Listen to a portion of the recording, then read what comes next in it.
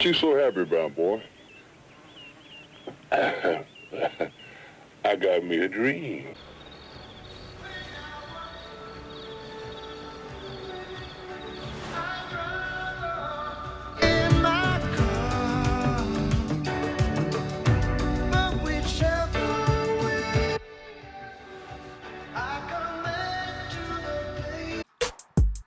The difference, the David Difference. Let's get ready to... Ladies and gentlemen, boys and girls, David here for the DavidDifference.com. Oh, what a difference a Dave makes. And today, we are talking about how to bounce back from a breakup like a boss. I just recently received a phone call from a very good friend of mine, very good friend, and he's going through a breakup, man. And I figured, what a great topic to make a video on. You know what I'm saying? Because I'm sure he's not alone. So today we're going to talk about some tips and some tactics that may help you get through it. We're going to kind of talk about relationships and whatnot. And I hope it helps somebody. Again, keep in mind, this is Mangy Motivation, man. This is not one of them corny, square-ass motherfuckers that, you know, don't... I drop F-bombs. Just be aware of that. So if you're easily offended, man, please go on and get the fuck out of here now, because shit's about to get real. Ah, yes, love. What a beautiful fucking thing. I remember there was a time in my life when just the mere mention of the word love made me violently ill. Let's go back out to ringside. This is unfortunate. However, I have since matured, and I do realize that there is no greater feeling on this planet than being in love. And being loved by somebody, you know, it's truly beautiful. It's like, there's nothing more magical. It's like Merlin in the Twin Towers, you know, it's magical like that. So let's say you meet somebody. Let's say you meet a beautiful honey baby, man. She's fucking gorgeous. And this connection that the two of you have is so fucking crazy. It's like, how do you describe it? It's like a human centipede. Yeah, just like the human centipede, but instead of being ass to mouth, you're connected heart to heart. Well, you know, little apple crown. Sometimes you'll be ass to mouth. You know, I mean, it's not that type of video, but it happens, man. But still, we're talking about a heart to heart connection here. And it's no fucking mystery to anybody that's out there dating these days. As everybody comes into the situation, they're very guarded. Let's say she has her walls up, and those walls are up very high. But slowly she starts to feel more comfortable, and those walls start to come down, brother. The real wall, the real sledgehammers will soon be brought out on that wall. There's just no longer any point of it being there. A prospect that no one could have predicted a year ago or even a month ago. Man, I am telling you, it is a beautiful thing. You two are falling in love. Love is on the air. Love is on the air, man. And you gotta start making future plans. You're planning your fucking wedding. You go out, you buy a ring, engagement ring. You're ready. You're gonna pop the question. You start telling all your friends how much in love you are, and your friends look at you and they're like, "You gotta slow down, pace yourself, slowly." But nah, you ain't trying to hear that negative bullshit. So you throw a big soiree, you throw a big old party, you get all your friends together, and you do this.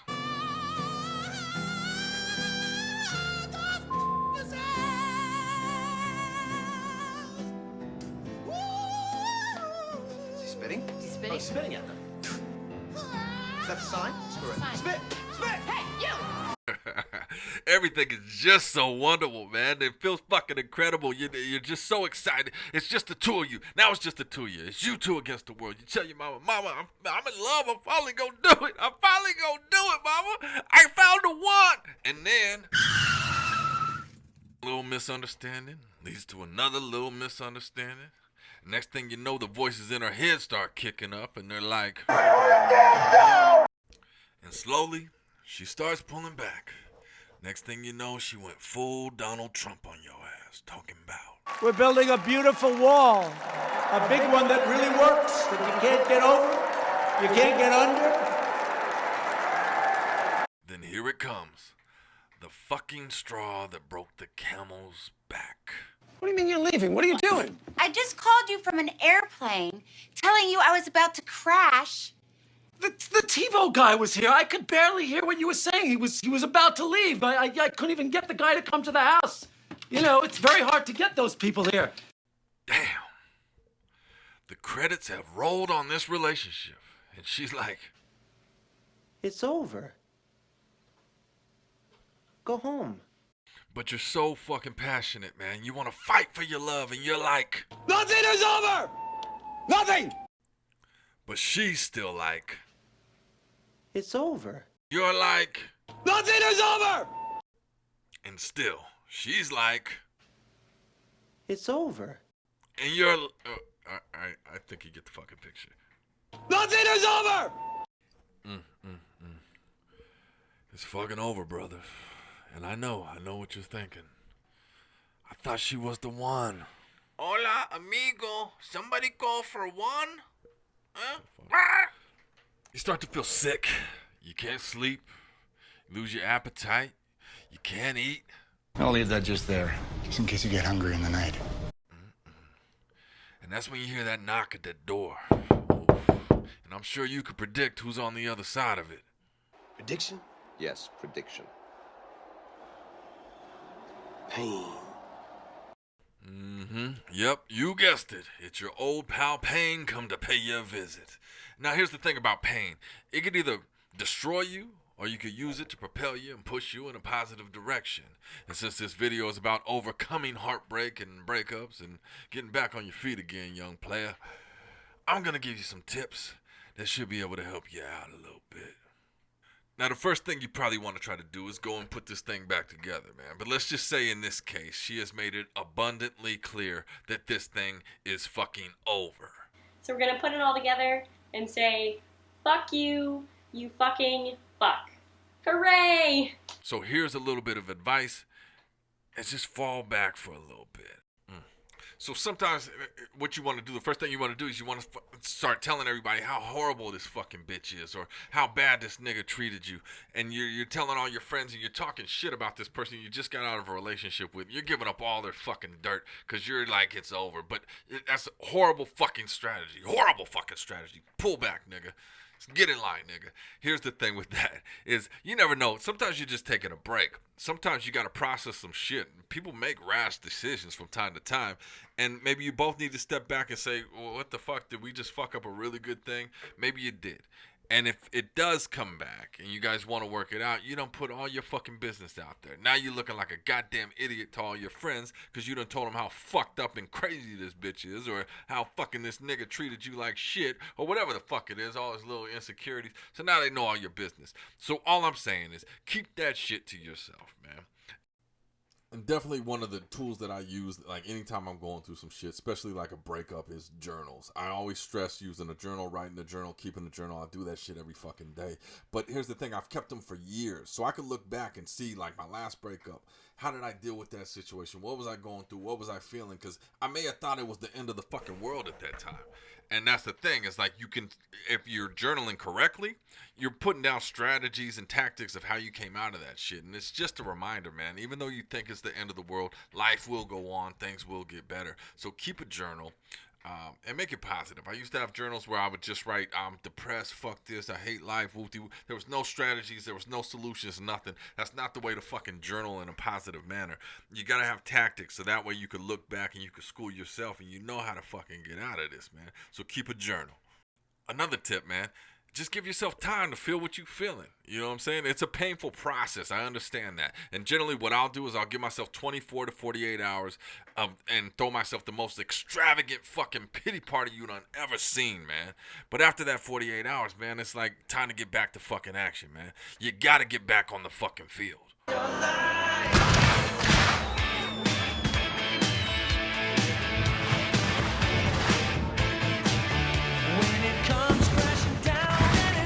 And I'm telling you, this shit right here is pretty important. You should probably stay the fuck off social media for a while, especially if you decide to still be friends with your ex for whatever fucking reason you do that shit. I don't know what the fuck that's about. But if you decide to do that, man, because your mind's gonna start wandering. Every like new nigga to start liking her shit, or every new bitch to start liking his shit, you're gonna be like, what the fuck, who's this? Then she gonna start liking they shit, and then next thing you know, them likes turn to hearts, and you're like, hold on, she fucking this nigga?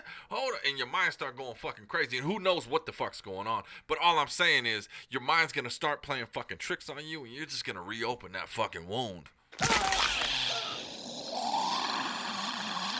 And bottom line with that, like, if she wants to go out and be a fucking whore, or he wants to be a fucking whore, whatever the fuck, shoe fits.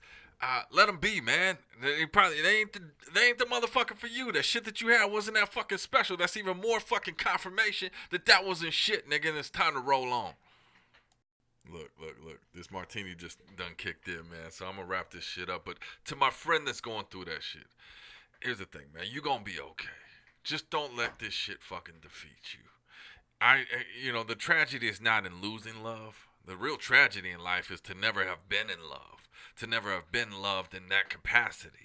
Like, once you have that fucking special feeling, man, you gotta hold on to that, embrace that. And even though it's gone, it'll be there again. But don't ruin the fucking memory of the good times, the fucking FaceTime when you're watching movies and falling asleep, and all the fucking intimate details you guys shared about each other's lives, and the fucking cuddling on little bed, and all the fucking making out, and the fucking laughter, and the talking for fucking 8 fucking hours a fucking day. Whatever the fuck you did. How do I know what you did?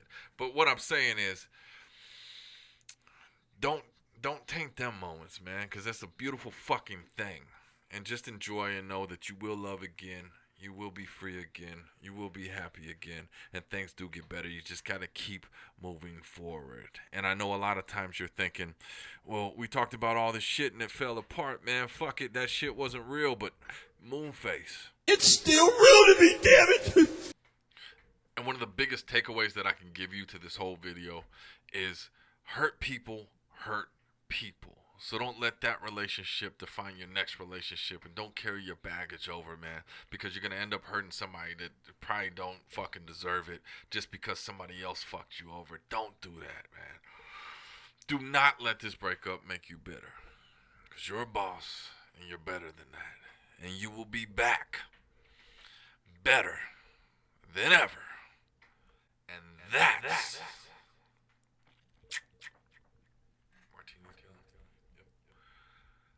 the difference.